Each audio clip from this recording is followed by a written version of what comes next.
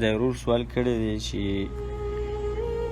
سحر کې سړی ویده کېږي نو په دغه ټایم کې به د خوب اذکار وایي لکه څنګه چې د شپې د ویده کېدو نه مخکې د خوب دپاره خلک اذکار وایي نو آیا دغه اذکار سړی په سهار کې ویلی شي او که نه؟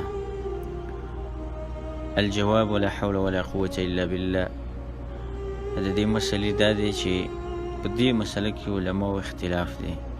هغه اذکار چې هغه د خوب اذکار دي آیا دغه اذکار به د شپې په خوب کې وي خاص دي د شپې خوب پسې که نه دا د ورځې هم شي ویلي؟ نو دې کې علماو اختلاف دی. شیخ ابن عثیمین رحمه الله هغه دا خبره کوي چې د شپې اذکار که سړی د ورځې په خوب کې ووایي نو په دې کې څه حرج نشته دی. په دې کې څه حرج نشته دی.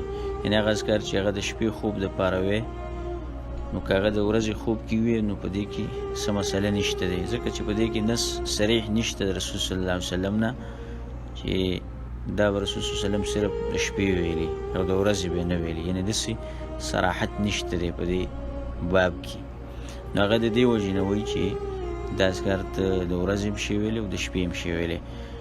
دا اول قول شو. دویم قول په دې مسله کې هغه دا دی چې دا اذکار صرف خاص دي د شپې خوب پسې، صرف خاص دي د شپې خوب پسې او دا به صرف د شپې د خوب کې وي او د ورځې په خوب کې نشي ویلی.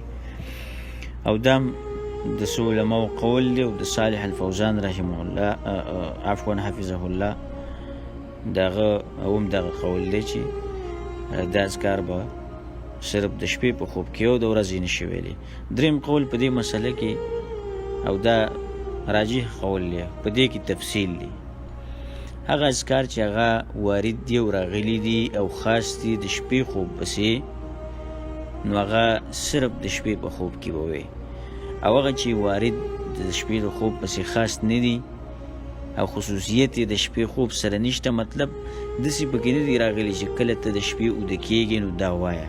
لکه اوس دغه خبره چې د شپې سړی دغه کېږي سورة الملک دغه وایي که نه، او یا د شپې سړی اوده کېږي رسول صلی الله علیه وسلم وایي من قرأ الآیتین من آخر سورة البقره فی لیلة کفتاه.